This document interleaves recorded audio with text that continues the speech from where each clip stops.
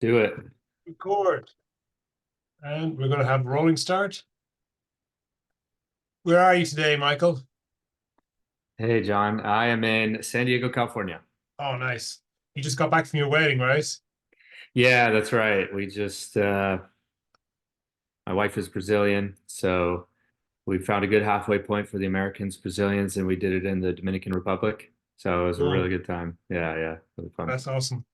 Yeah, I Yeah. mean, you and I have never met in person, but I mean, I think we've sort of known each other on Facebook for about what, 3, 4 years now.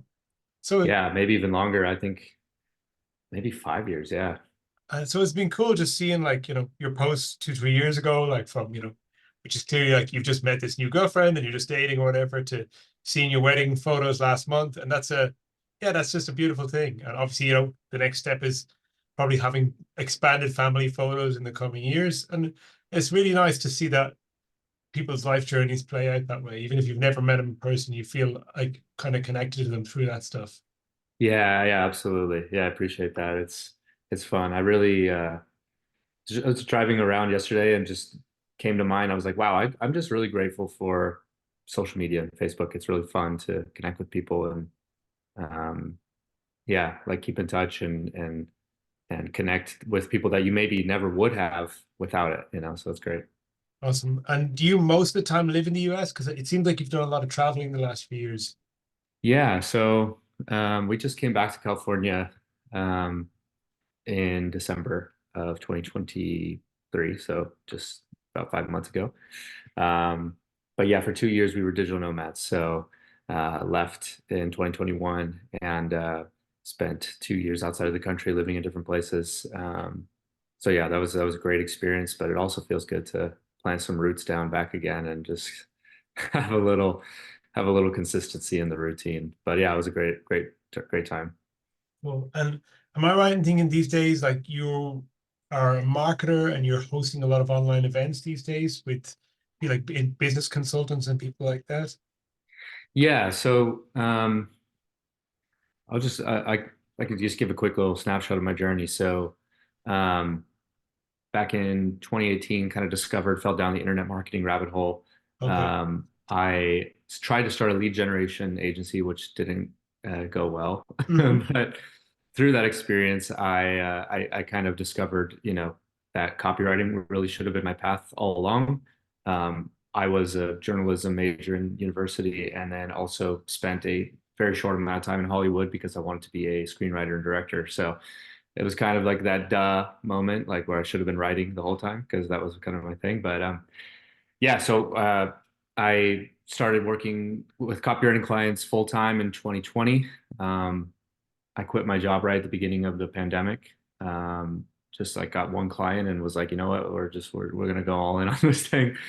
Um, and so yeah, so I was working with copywriting clients. I still do. But then last year I started a company with a couple partners called the Business Acquisition Summit. We put on Yes. a couple virtual events, and that's in the mergers and acquisition space. So the way I like to describe myself right now is I kind of have 3 feet. One foot is still client work with copywriting, and I'm even considering doing more stuff for clients because with this experience of growing this brand, I've worn a lot of hats, and so thinking about working with people on an even bigger scale. But my second foot is growing this media and events brand in the mergers and acquisition space, mostly small to medium sized businesses. And yeah, our core thing there is virtual events. And then my third foot is starting to pursue these types of deals and acquisitions myself, alongside partners who are more experienced than I in that world. So yeah, that's a snapshot of me. Oh, that's awesome. Okay, I want to get to all of that. First thing I want to talk about is business acquisition summit, because this has become like, I don't know if this has become a hot category in recent years, or it's just that I've been paying a lot of attention to it. But I see quite a lot of people building a name for themselves on social media with either being the person who buys up small businesses and does roll-ups, or actually facilitates those deals. And I even see that people in the marketing agency space, I was watching a talk by a guy in Canada called named Jamil Velji a few weeks ago, talking about how his agency has specialized in helping specific categories of business. And part of their back end of their business now is if they get 20 businesses of the same type, they'll go and look for private equity or investors who want to buy these type of companies and do a roll up and help their clients to grow the business and then sell the business to these private equity firms. Yeah, yeah. There's so many, like your eyes open up. It's really hard to unsee it once you start seeing the different way of approaching business like this. Hmm. And that's been exciting this past year is realizing all of those different options. And I think like a lot of us maybe get into internet marketing or online business or business in general, and we have this idea of having freedom, being our own boss, and stuff like that. But then there's this whole other world of business acquisitions, then buying and selling them, where that's an education in and of itself as a business owner, understanding how to prepare for an exit, understanding what your options are, whether you want to sell or keep scaling. And um, marketing, is not the only way to grow. There's also growth through acquisition. So, yeah, merging with other companies or doing creative business structures where you come together with complementary businesses. So yeah, that's been cool to kind of learn about that world and dive into it. How did you find your way into that? So I was working with someone mostly writing copy for them. Um, and then they had a contact who reached out to me, basically a referral. Um, and they wanted to build a brand in the space. And I was really interested in it as well because during 2020, actually, right when I kind of started copywriting, I took Roland Fraser's Epic Challenge, I've the heard of it. Ethical Profits in Crisis is the acronym. And he kind of, I kind of learned about it a little bit from him in the beginning and sort of planted the seed with me. I was just kind of getting kicked off with my copywriting career, so I didn't really pay it much mind. But once I got linked up with my now partners, I knew from the start that I was going to be interested in it because it caught my attention, a few years back, and I had a feeling that I would sort of move into this direction. Cool. And then just tell me a little bit about like what's it been so far? I mean, they brought you in on the marketing side, so what have you had to do to help them grow this brand so far? Yeah, so um, yeah, it's been fun. So in a lot of ways, I'm sort of the person who executes on a lot of the campaign and the events. So like I said, I've worn 20 different hats, putting on these virtual events, whether it's writing the copy, managing the list, uh, designing the websites, creating the funnels, the flow, being the liaison with the speakers. Just from the movie world, just kind of like a producer. It's like just whatever needs to get done is just going to get done. Yeah. And yeah, so that's been my core role in this business is sort of we all come together and talk about strategy and where we want to take it, how we want to, what we want to offer our audience and stuff like that. And then I handle a lot of the execution on the marketing and ops. So this is a type of business where you've stepped away from, hey, I'm showing up to do this particular role and I'm going to take this fee to where actually I'm going to be involved in the creation of this whole thing from soup to nuts, and I'll get paid as a part of as a basically on the basis of performance. Whatever I create, I get to own a piece of. Yeah, yeah. So like I'm a third equity partner in the business. So yeah, it's kind of a way for me to build a brand alongside these guys as an owner. And that's like I said, I still work with clients. I'm still interested in that, but it's been a fun way to I don't know the ownership aspect, or at least I've also worked on a performance basis with people. It sort of kicks in another gear of motivation, excitement, all that stuff that you know it's like if it's a client relationship and you're hired to do one specific thing, okay, you do that one specific thing. But this is like there's no limit to it, and it's exciting because the ceiling is uncapped. when you're doing things in this way, where it's not like, hey, in a typical kind of client service business, you send the invoice, they pay the money, and you start the work.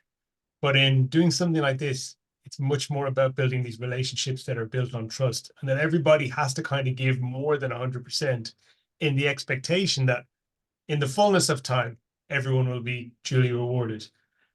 How do you go about sort of vetting people and knowing that you're in the right sort of relationships of trust to actually go ahead with a project like this? Because I know it's hard for a lot of people.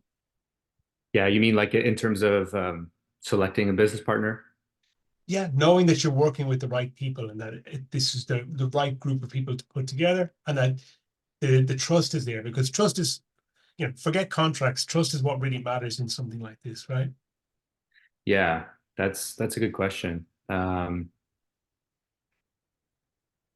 I don't know if I have any deep insight on that other than to say, um, you make sure that each party or everyone involved has a value to add that's unique in that partnership or that group. Um, and um, you know, I don't know if there's any other way to really like. Okay, so I'll give you an example. So I had someone brought me into a deal in December, Mhm. and they wanted to become equity partners right away. And I was like, okay, we could do that, but let's first run some campaigns together to figure out, like, we see how it's like working with each other, see if we actually can create some results here that makes sense for it to partner together long term, right? So we did that, and we generated a lot of interest. We ran campaigns that brought leads in, but there were other parts of the business that just weren't as built out as as well as they could have been in order for us to all really get excited about, starting the thing. So in that particular situation, I liked the guys, I trusted the guys, but I also said, let's see how it goes first with each other before we actually, create an LLC together. Um, so so yeah, I think my experience is somewhat limited still, I think, in this regard. And I'm still figuring it out, but I think it's probably a feeling that you have too, and just like feeling you get about working with working with someone in this regard. And sometimes that feeling is helps you, and sometimes it doesn't. And that's not just talking about business, that could be any type of relationship, right? So yeah. Yeah, I think the worst thing that people can do is when they ignore the little rumble in their belly that says something's not quite right here, and we have a habit of the brain telling us, no, it'll be fine, it'll be fine, it'll be fine. It's like, no, no, don't ignore that little rumble in your belly. It's usually right. Yeah, I think so. I think so. Yeah, I would definitely not disregard the feeling aspect of it. Cool. And actually, well, there's two things I want to get into, which is you said you're actually now taking part in the ownership of deals. Before that, just like from the fact that you've come from being in, done some journalism, done some work in the film world, you came into this industry thinking, okay, I'm not just going to do one thing. I'm probably going to need to do a bunch of stuff. But I think where a lot of copywriters get trapped is that they have like the one skill set and they haven't gone out and started to create some other skill sets that complement that. And this year, I think it's starting to bite a lot of people in the ass, and people are being afraid because they're like, "Oh shit, the machines are about to replace me." But like, sounds like what you're doing with the relationships you've built and all the other skills you've developed alongside, you're not getting replaced. Yeah, yeah. I think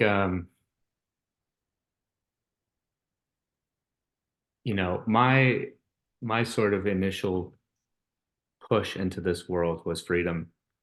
Um, it wasn't because I wanted to be a copywriter. It's just like, as I said, my first real effort where I didn't give up after 3 months was this agency, and it didn't go well, right? But it was all about creating a business and a lifestyle that was yeah, centered around freedom and having options and stuff like that. So, I think when it comes to how I'm looking at business now, I'm just kind of, I love copywriting. I love that it's a really powerful skill set, and I'm glad I have it.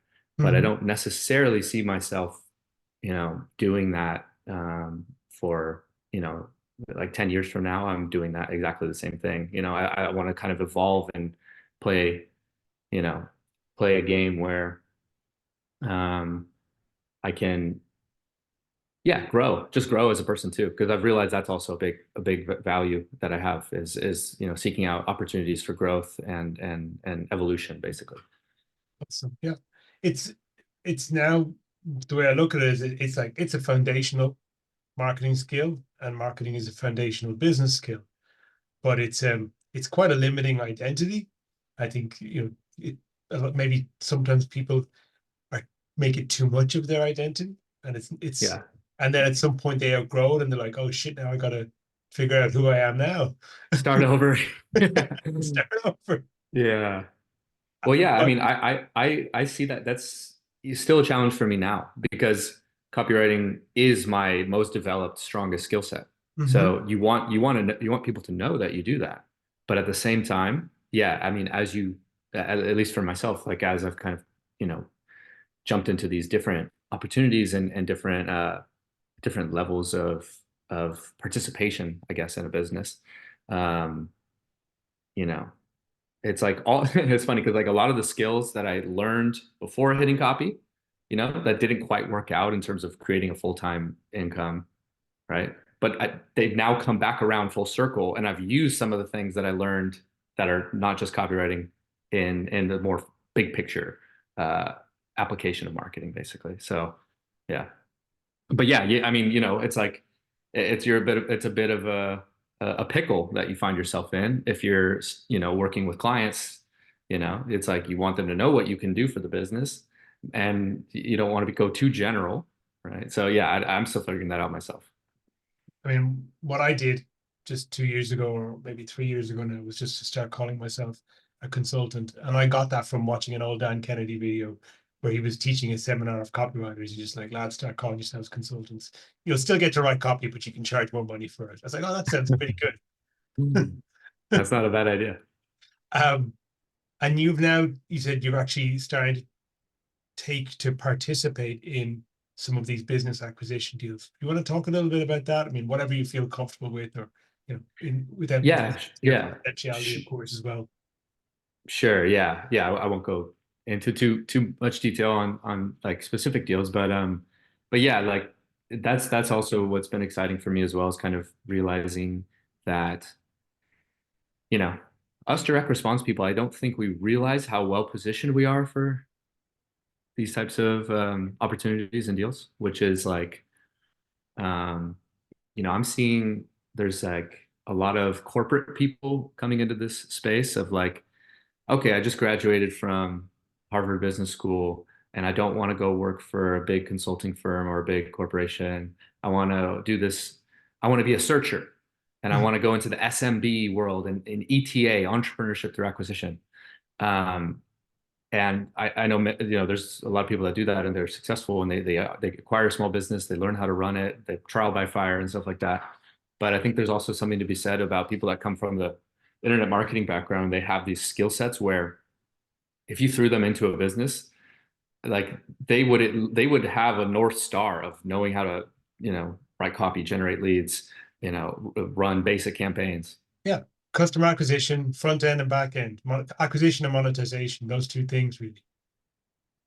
Yeah, yeah, absolutely. So yeah, so now I'm kind of you know, have a few deals in the pipeline for this type of thing where I like my value add, going back to like what value do you add is sort of that world, the direct response marketing that I could, that I help with, in either a full acquisition or like a consulting for equity type of engagement.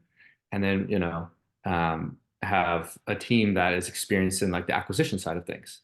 Because like one of the speakers at our virtual event, Jeremy Harbour. He's been doing, acquisitions for small businesses like this since the early 2000s, I think. I think it's like mid 2000s. He's the owner of the Harbor Club. And so one of his aha moments he always talks about is like, he had this telecom company and they acquired another telecom company and they doubled the company's annual sales overnight. So he's like, without doing any sales or marketing. So there's this other side of it where you can approach a business in multi-dimensional way where you say, yes, let's try to grow sales. We can try to grow in traditional ways, but we can also look for those acquisition opportunities that the business can acquire. So having a team that's experienced in that is great. So we can kind of approach things, being able to put our hands on different levers. So yeah, looking for mainly US companies, 1 to 5 million in annual revenue right now. So yeah, that's been an exciting, push into that world, and I'm looking forward to developing that. And for these types of deals, am I right in saying that I think a lot of people, there will be a misconception that you can't take part in these types of deals unless you have capital, unless you have a large amount of money that you're willing to invest of your, you either have it or you have access to a large amount of money to invest. But from what you're saying, it sounds like capital is just one of the things that you can actually invest in a deal like this. So people can bring their skills and they can bring sweat equity to the table as well, and still take a piece of the ownership based on what they can do, what value they can deliver. Is that right? Yeah, exactly. So Roland Frazier calls this consulting for equity. There's other guys in the space. It's called different things. Growth partner. Yes. Right. Yeah. So the idea is that, you come in and become a shareholder of the company in exchange for services that you can provide and to help the company grow, or, probably growth is the biggest thing you can come in to help with.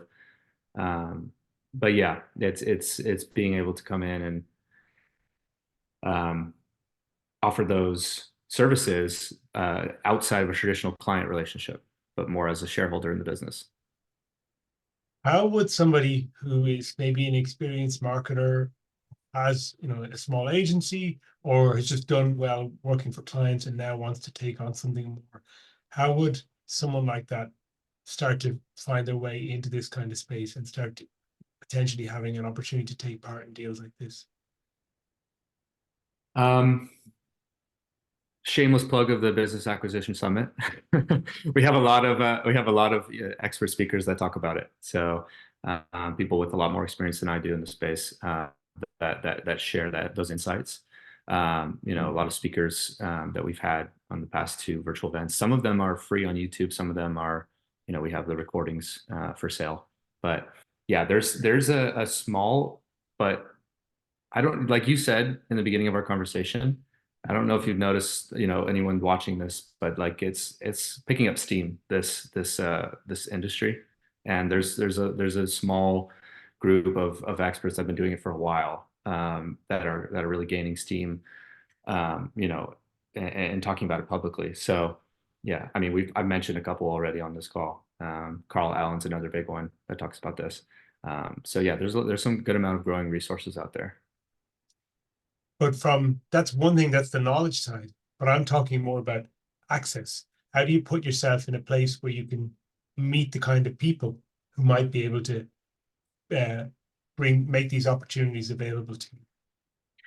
I don't, it's probably similar to the way that however you're generating leads now for clients, but it's a change in how you approach a deal or an opportunity.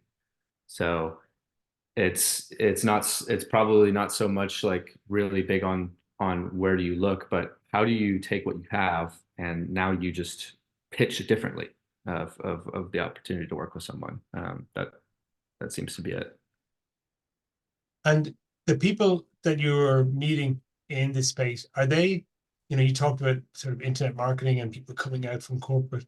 Do they have an awareness in the other direction of the value of people who are, skilled internet marketers, about understanding things like customer acquisition? Do they know that these people are useful? Yeah, it's funny. So one of my partners on the summit, like he had a background in physiotherapy, so he's a physiotherapist for a really long time. But he Mhm. was also very interested in personal development, business, growth, all those things, and through that process of personal development, he kind of discovered direct response later, and he also discovered the world of acquisitions. And so I don't know how rare someone like him is, where he understands like multiple angles of business. But Mm. yeah, that's a great question because there might be a good amount of, let's say, corporate type background people that don't really get this thing. They don't understand personal branding. They don't understand the direct response stuff. And, they maybe took a marketing class in college and, they read some case studies about what Fortune 500 companies have done in the past. I don't know. Um, but yeah, when I figure out what that landscape looks like, I can let you know. I'm not sure. Okay. I think there's a sort of generalized perception of kind of people in response or internet marketing as the kind of a lot of sort of freewheeling maverick type of people. Maybe not always the most like put together and kind of like organized. Maybe not professionalism wouldn't be the like the highest virtue of our industry at times. Yeah. And then there's a perception of things like private equity and investment banking and that kind of space as people who are very buttoned up, very formal. Everything is procedural. Everything kind of is filtered through a legalistic perspective. But am I right in thinking that there's like a kind of somewhere like a halfway point that there are people in this acquisition space who are the kind of more maverick entrepreneurs who don't fit that mold? Yeah, I think that's why this little pocket is growing rapidly, Mm-hmm. is because like one of the things that really stuck with me a while back is Carl Allen talked about this at our first summit back in summer 2023. Um, so like the bigger deals, I mean, there's different scales in what people consider to be a small deal versus a medium-sized deal versus a big deal. Mm-hmm. I think in general, these small to medium-sized business, I mean, small is like maybe like up to 5 million. Medium is, people say, anywhere from 20 million to 100 million is a medium-sized business. And then there's large businesses, which is like, so one of the things that really stuck with me, what Carl said is, these larger businesses, he worked on Wall Street for a while, and it's 95% about the numbers of the business. It's a very analytical approach to these things. But the small businesses, it's really about the seller psychology. So it's about, why does the person want to move on? Why do they want to retire, sell? It could be a million reasons that someone's motivated to move on from their business. That there's a lot more room to play with getting a deal done based off of the psychology of what's going on with that business owner. And so um, it's it's sort of that building trust, that approaching people, in a friendly, approachable way, like you're a real person, that develops those relationships and ultimately gets these deals done, versus the more corporate cold corporate jargony, private equity world, where it's really just kind of calculating and cold. So, Okay. and that way people may have an advantage in being a little bit more of a maverick on this lower end side of things. What types and categories of businesses do you see being a part of this space? In terms of the sellers or the buyers? In terms of the sellers? Oh, actually both. It's like what types of I businesses guess it would be both. buy? Yeah, I guess it would be both.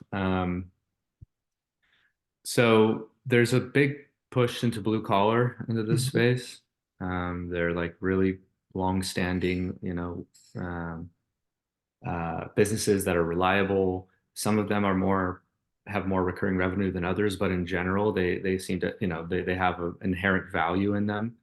Um, but I don't think there's really a limit on what types of deals can get done. I know that there's like, so in America, we have the Small Business Association, which offers, Yes. yeah, loans with really good terms available to American citizens. Um, or if you have a business partner who's an American citizen, you can access that.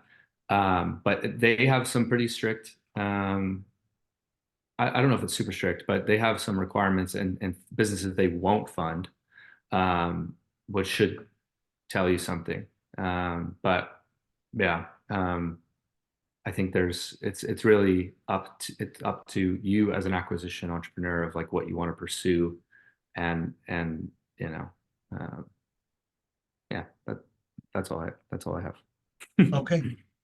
What's interesting, and I've seen this, and it's rekindled my interest because I came from the construction industry before as a marketer, is that there has been like a real renewal of interest the last, I'd say, 2 years in blue collar businesses, and it's caught my eye more, and I'm spending more time like finding out more about this stuff now. I don't know Yeah, if and I you know, noticed you're doing a lead gen for them now, right? yes, Yeah. you know Kevin Marin, right? Yes, I do. Yeah, Yeah, he's a group named Blue. not personally, but I know of him. Yeah. He's got a group named Blue Collar Millionaire, and yeah, just been kind of paying attention to some of the people in there and what they're doing and the way they think about business. And they do have a lot of these small, more localized businesses, but they have this attitude of like, we want to grow them into big businesses. And the way we're going to do it is by finding other businesses of similar type and buying them up, or at least getting them all into groups where we can actually trade under single names, sort of like a reverse franchising kind of model, I guess. But what's interesting about those businesses and why are they hot right now? And I guess my thought is that probably because that they're going to be uniquely resilient to AI because I don't see robots doing plumbing and anytime soon. I mean, there's a lot of automation in stuff like um, like in moldings and finishings and for houses, like and even things like kitchens and wardrobes. There's a hell of a lot of automation when I was in that space. We worked with CNC a lot, but the actual doing of the work, both industrial and like commercial, even residential construction type work, you're not having machines do that anytime soon. Yeah, yeah, I think that's true. It's kind of it's ironic because like, in the past 50, 60, 70 years, like it's considered to be, these higher level, white collar jobs were supposed to be the really secure and safe option for a professional direction in life. And then with this emergence of AI, I mean, you know, there's a lot to be said about the imperfections of AI right now, but it's just in its infancy, and there's no doubt it's taking. I mean, I just watched the OpenAI demo. Did you see the latest demo of the 4.0 or whatever it is? I I don't know. haven't, but I've been using that and it's impressed the hell out of me. Yeah, yeah, and it's only gonna get better. So I think you're totally right. There's so much that cannot be automated. Um, with physical work that I think will take a longer time to happen than some of this intellectual work. Yeah, I just don't see robot plumbers happening anytime soon. And if they did, we would want to, have their, pants down. We see a butt crack sticking out while they're, just to keep it authentic. With that type of stuff as well, I think what's happened is there's been so many young people that didn't want to go into skilled trades for many years. And even like I got out of it because, there's reasons why like it's hard on the body as well. But for so many years that was like considered low status, and then suddenly now like populations have grown, demand for this kind of stuff for skilled trades has only grown, demand for farm labor, skilled farm labor, skilled construction labor has only grown, but supply has been constrained. And there's all these companies that if you talk to anyone in construction, like a lot of the time it's not finding business, they have actually waiting lists of business. What they really have trouble with is recruiting and finding enough Mm. good people and skilled and trained people to do the work. And as a result, the prices and what it costs to do this work is just, their prices have been driven up and up and up. And it's good for them as businesses. But yeah, it's just it makes them very interesting for this type of sector, right? Yeah, yeah, that's a really good point. Yeah, and probably I'm guessing that um, the supply for that type of labor will go up as the opportunities for the, more intellectual stuff goes down. People are just going to be like, all right, I guess I'm moving into the blue collar space now. I just got fired from my law clerk job or whatever it is, like that may emerge. Yeah, a lot of former like what would have potentially been high paid opportunities 20 years ago in the white collar space are now like super competitive to get into and very low paid for your first few years. Whereas you Yeah. can go and train as an electrician or a plumber and be making pretty damn good money like your first year once you've got your license. It's crazy. Yeah. Yeah. yeah, it makes sense, especially with this landscape. I mean, no one knows what's going on with AI. No one knows what's going to happen, how the world's going to emerge. But you can make some pretty educated guesses of, certain things and how they're going to evolve. Yeah, I mean, look, the speed at which it's sophisticated is just so unprecedented. Like Yeah, I wrote about it this morning. I've been sort of skeptical at times, like this is stupid, this is kind of annoying. Like, I'm actually gonna be able to use this stuff. I mean, all that wave of different products about prompts that came out last year. I mean, what I saw when I looked at those prompts was like, okay, this is kind of interesting, but you've got to do a lot of finagling with this thing to make it work. And then it's like, are these prompts going to be usable in 6 months' time? Like this, the whole idea of prompt engineering, I just didn't buy into that. That just sounded like bullshit because it's like, if this system keeps getting better as fast as it is, those prompts are probably going to be obsolete in 6 months, and maybe they won't even need prompts in the future. And yeah, um, I mean, I was using that new version, what, 4.0 today, and I was just super impressed because, like, I'd been running a thread for the past few days. I'd fed in a framework a couple of days ago into that same thread about how I wanted to lay out a script, and it helped me lay out my script and get everything set up to do some writing. And I did the writing, and I came back with my finished writing that I'd written in a Google Doc, pasted it back in, and said, "Hey, could you do a quick review on this?" And I didn't give it some complex part. I was like, "Can you review this and tell me if I've missed anything?" And he gave me this amazing 14 point like review of my work. And it did the whole like even did it was being a good coach. He was like giving me a little compliment every time and said, "But you missed something here." I was like, "I know what you're doing because I do that to people as well." Like, you give them a little compliment before you like tear their shit apart. And But the you most might be able to customize that. It's like I can accept harsh feedback. Don't hold back. exactly. But the most interesting part was that this little detail it spotted was that I'd written this video VSL script for a new product that my client has put together, and we don't have testimonials because it's a brand new product.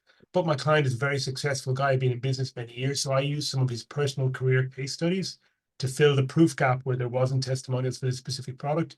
And the GPT noticed that, said your case Uh, studies are good, but we could really do with some testimonials for this product. uh, And I was wow, like, wow. wow, like that's a level of sophistication didn't have before, being able to just to draw that logical inference from what was missing.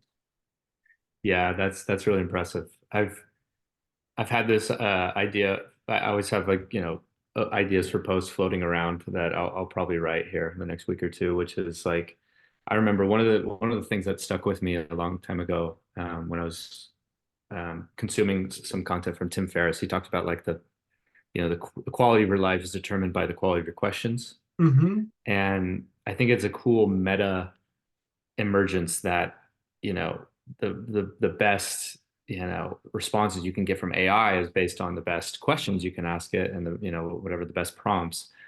But maybe as AI continues to get even better and better and better, it almost like it almost becomes like an intelligent person that like you ask it a question and then it can read between the lines of like what you're really asking or where it's coming from, what you're feeling, and maybe be able to give better answers based off of less and less specific questions. So I don't know. It's gonna be interesting to see. It does feel like it's going in that direction that, you can ask it simple questions and, sometimes it just gives you like a boneheaded response, but you can sort of ask it a quite a simple question and get surprisingly insightful responses. And then critics will say, oh, it's just a parrot, or you're just projecting your own expectations onto it. And of course, there's some degree of that. But I mean, when is that not true in our conversations with other people we talk to anyway? What we hear from other people is what we're projecting a lot of the time anyway. But I do see like more sophistication in the responses and less of a need to explain things. Oh, hey, Michael, I think you might be gone. Yeah. Can you hear me now? I can, you're back. There we go. Okay, yeah. You cut out a little bit there, but I got the gist of it. Yes. Oh, did you have a response?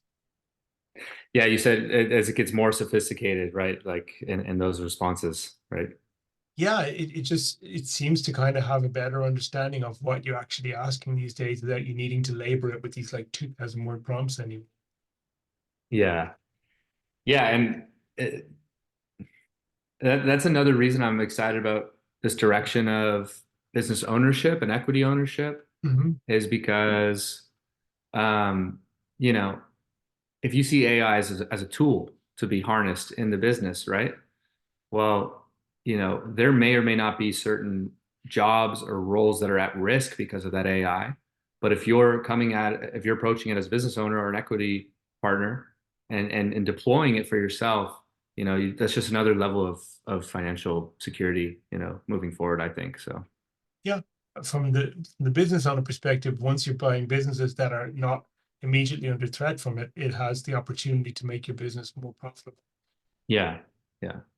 But I think, it's got to be done intelligently, right? Because it's like I said, it's still in its infancy, and I think people still are looking foolish when they make a post with AI or comment with AI, and they think that other people don't see it. It's like, sorry, it's not there yet. And even if it was there, I don't know if that's the right move. But yeah, I mean, in terms of actually fulfilling on roles, like there's crazy stuff out there. Like, it's pumping out logos that are just as good, if not better than, many designers' logos. There's so many, so many things that are out there. Designers hate him. Yeah, yeah, yeah. The one secret that caused designers to hate this guy. The where I think you don't want to do it is, like you said, is writing the posts. I mean, it's okay to get help. I mean, but I don't want it to write even copy in scripts, because I do still believe that you have to write with feeling, and that when Yeah, you write with feeling, people read with feeling. And again, that could be some stupid quasi-religious belief, but it's there. And yeah, the other part is like, really, like, social media, the whole purpose of it was for people to connect with each other, and still is. If you just use AI comments to reply to people, then you're not really having those conversations, and you're not really making any kind of connection with people. And I know that pretty much all the best stuff that has happened to me in the last, pretty much, my whole life, but in the last few years since I got into the industry, has all come through meeting specific people and them deciding that they liked me and they were going to help me out just because they liked yeah. me. And if you try and use AI responses for your social stuff, it gets in the way of those kind of things happen. Yeah, yeah, that's a really important point. Because, yeah, I mean, like if people just won't get to know you, right? Because it's not your genuine response to something. It's like, well, what does this person really think? What do they really feel? I don't know. I have no idea. It's just they had a machine respond to this. So yeah, I mean, but yeah, you're great at that stuff. I mean, even a few years ago, like you were, you know, uh, I know even more so now, like uh, respected in terms of how you network and connect with people on social media. It's really impressive. So I think it's great advice. I know some people will say, okay, results are all that matters, and like networking is a secondary skill for people who are maybe not as competent at the highest level. I don't dispute that. I mean, I am not the best copywriter out there, but what I do find is I get access to lots of good things, and lots of opportunities come to me through people I've just made a connection with, who want me to be involved in their stuff or want to hire me or work with me simply because I made a good connection with them. And they may know better copywriters or better marketers, people who are more capable, more accomplished, more successful, but maybe they didn't make a connection with that person. They don't want to work with them. And a lot of things in this life come down to, who does the person basically with the checkbook want to work with? And it's never all about competence. Then it's always about, a lot of it comes down to feelings in that space. Yeah, yeah, that's really good. That's really good insight. I remember, those old advice, like career advice, where interviewing with companies that I think is still applicable if you're a freelancer or you're trying to do $1 million acquisition deal, which is like, do I want to have a beer with this person? Would I want to hang out with them outside of work? Mhm. Beyond just what we're talking, what we're doing in the office. It seems to still ring true. Yeah, I mean, like, there's a reason so much business gets done on the golf course, and it just, a lot of things come down to the social in the end. Somebody was telling this great story. Oh yeah, I don't know. I think I was watching maybe Frankie Finn and Jeff Miller talk about this recently. About, was a story about someone, I think Frankie Finn, who had been paying for SEO for like 10 years and it's like got no results from SEO. And he asked the guy, he's like, why are you still paying for SEO? Like, he's like, well, he's my golf buddy. I can't fire him because I like playing golf with him. And I'm like, Yeah. even after spending so much money, like that's what it comes down to in the end. Yeah, I think that trust and that rapport, goes a long way. I remember hearing a similar story. I devoured Frank Kern when I was first jumping into the internet marketing world, and Mhm. he had a story about how he had this retainer that just kept going on and on and on. And he's like, I'm not doing anything for this guy. So he called him up one day and he's like, hey, I've got this retainer that's still charging, but I don't think you really need me. Well, maybe we should just call it a day. And the guy was like, no, I just want to know that you're there if I need you. I just want to know that I can call you out of the blue if I need it. And, that's some powerful relationship building right there. Yeah. Michael, when people want to find out about you, where should they go? Yeah. So, I'm on most of the main, social media channels. Just search my name, Michael McGovern. My middle initial is J, and that helps differentiate me with all the other Irishmen, that are hanging out, all the other Michael McGoverns over in Ireland and in the UK. But my website is michaeljmcgovern.com. You can contact me there. You can, if you sign up on my email list, you'll get an automated email from my personal email address. So yeah, be happy to connect. Awesome. Okay, I'll put all your details in the video description, and this will come out in about 12 or 13 weeks now because I'm really backlogged with the amount of interviews I've been recording. So great Okay. talking to you today. Thank you very much. Congratulations on your wedding and good health and long life to you and your wife together. Thank you so much, Sean. Appreciate you having me on, and looking forward to seeing this come out. Okay, awesome. I'm going to stop the recording now.